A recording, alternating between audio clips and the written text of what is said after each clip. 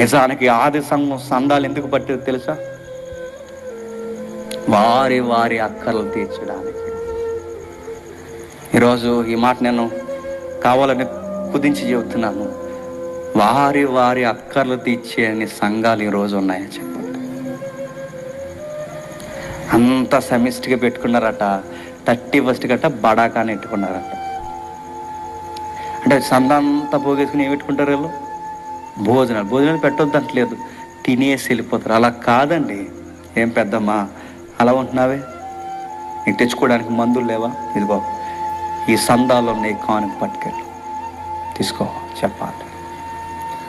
ఏం పెద్దయినా అలా ఉన్నావే, దిగులుగా ఉన్నావే, మీ పిల్లలకి వివాహం అవ్వట్లేదని ఇదిగో సంఘం నుంచి సహాయం చేస్తున్నాం, తీసుకో. ఇది ఎప్పుడైతే మన సొసైటీకి చూపిస్తామో మనం మానవన్న సంఘం మారండి.